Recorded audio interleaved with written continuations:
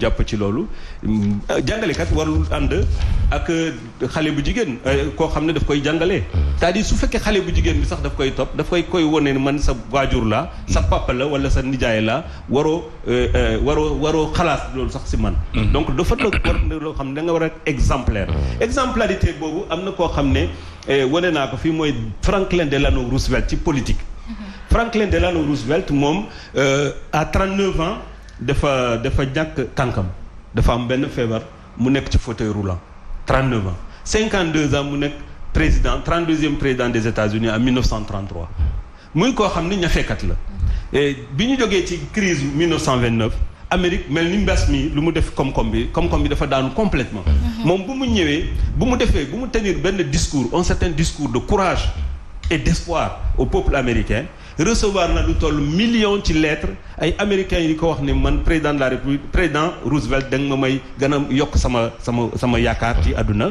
te moo indi li nga xam ne moom moo indi New Deal mu nekk koo xam ne dafa nekk exemplaire c'est un des présidents yoo xam ne dafa exemplaire non seulement en termes de fit personnel dafa amoon courage le fait que mu nekk ci fauteuil roulant terew ko mu xeex pour nekk président des États-Unis d'Amérique te moom rek ci président Amérique yi moom musa am 4 mandats kenn musul am loolu ñaari mandat ngay def dem sa yoon mais Franklin Delano Roosevelt il était tellement bon que dañ ko may mu def 4 mandats donc c'était quelqu'un boo xam ne lu muy wax askan bi boo xoolee ak dundam nga gis parcours am di nga gis ne lii méngoo na ak loolu c'est un peu comme l'exemplarité d'un Sankara de Nelson Mandela ainsi de suite au Sénégal ay yu mel ni Amath Dansokho ay ñoom Maguette Thiam et cetera ñu nekk ñoo xam ne seen doxalin seen adduna dañ ko méngale ak li ñu wax ak li ñu gëm donc loolu c'est extrêmement important c'est l'exemplarité. Très bien. jarul dara ngay ñu nekk fii di bunduxatal xale yi. Très bien. ñi nga xam ne ñooy waajur yi ñoo xam ne ñooy njiit yi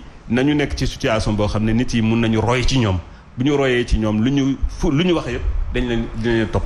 Très bien. Sur l'histoire du châtiment corporel, moi je dis que c'est discutable par rapport ak li nga xam ne avancé nga ko c'est vrai que le Sénégal a ratifié rapidement rek dinañu wax yu bëri lu jëm ci wàllum petite enfance lu jëm ci wàllum xale mais on se rend compte que boo xoolee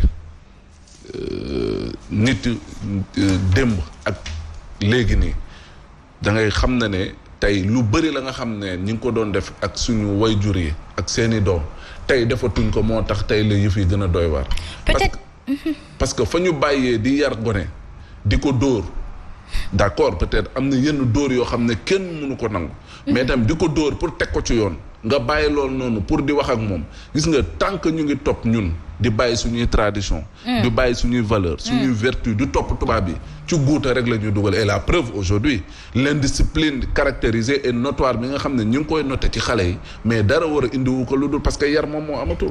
Justement, peut-être professeur dans un sens de l'exemplarité ouais. Je vais y arriver quand même peut-être ci kër yi à un certain âge ça peut s'accepter où il faut parler à l'enfant il faut lui expliquer les choses et il faut être la chose qu'on explique aux enfants parce que xale ci ëttu kër yi mënoo tere naan ko bul saaga c'est un gros mot ba pare mu lay dégg nga nekk ci gros mot boobu donc là on peut parler de l'exemplarité mais aujourd'hui dans les établissements li Fofana wax man dama koy rejoindre mooy que bu fekkee ni xale yi xamuñu bi yet amul mais dañuy am fit boo xoolee ñu génn ci mbedd mi justement boo demee ba gis koo xamante ni université professeur am dafay taxaw di wax mu ñu am fitu jël li nga xamante ni moom moo di micro wala di ko xoj wala di ko poñe je pense que peut-être c'est parce qu'il n'y a plus de violence physique ou de châtiment corporel que les enfants eux maintenant se donnent l'opportunité et la permission de donner des châtiments corporels aux professeurs. waaw xam nga ñun ñëpp man mii door naa samay rak waaw samay rek ñi may seetaan maa ngi leen baal sax man de damay dóor Asma gis nga recteur université Al Azhar am na lu mu wax c'est-à-dire que tant que nit xamul lan mooy njëriñ wala lan mooy danger li ngay def amul problème nga def ko amul problème mais à partir du moment li ngay def xam nga ne fajul dara dóor fajul dara parce que xam nañu tey xelu nit nu muy fonctionner comme dañ ko xam léegi suñu xam-xam dafa gën a yokk ba ñu xam doomu aadama naka lay fonctionner woo ñu xam ne dóor à part métituloo doomu aadama amul benn njëriñ amul benn impact ci doomu aadama yi et puis mënoo yar jeunes yi ñun suñu temps ak temps jeunes yi bokkul parce que ñi ñu yar instant bi ñoom dañu nekk dans un monde qui change dans une seule vie mun nga gis 3 ou 4 grands changements ñun sunu tamboy yi di nga toog sa village doo gis sax oto. ñoom ñu ngi tous les jours ils sont en contact avec le monde entier. Oui. Mais ñooñu tu peux pas donner une éducation rigide. Donc c'est une éducation ouverte, de tolérance, de respect. Mais Il faudra alterner les deux. Non, d'accord, il faut parler à l'enfant, mais quand il faut prendre la chicotte aussi, il faut pas hésiter. Il faut pas hésiter à le faire. Parce que loolu noonu la mu servir moo ëpp tey la nga xam ne wane na ko ci ñàkk jubbanti xale à travers peut-être li nga xam ne moom boo koy def. boo dooree looy réglé. Non si dóor réglé ñu non dóor non xam nga plusieurs formes dóor moo am. waxuma da ngay jël bant pour ñëw jàpp xale bi ne ko tëll mun na am arrêt cardiaque. waaw fii nit ñi dañuy xëccu nopp. nit ñi dañ lay koŋ. nit ñi dañ lay gifler bu jaree gifler.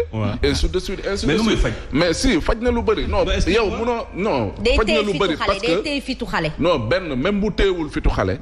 ñaareel ba dina tax ne xale bi dina ne man kat lii moo tax ñu dóor ma kon aw ma droit pour reproduire lii nii parce que bu ma ko defee lii moo ma ciy fekk. moo tax bu ñu nekkee président de la république. oui su ñu amee opposition wala koo xam ne d'accord ak ñun. ñu yónni ko police. non déedéet. c'est la même chose. non déedéet non dóor dafa am fu non dóor dafa am fu muy yem xam nga xale fu nekk ay étapes de la vie dafa am fu muy toll nekk bébé commencé 1 an 2 ans 3 ans mais xale bu am 10 ans 15 ans munoo ko jàpp ne da nga koy dóor c'est pas possible. simplement t'expliquer. Oui. que boo corriger sa doom. Oui. Tu lui apprends que la violence est une solution.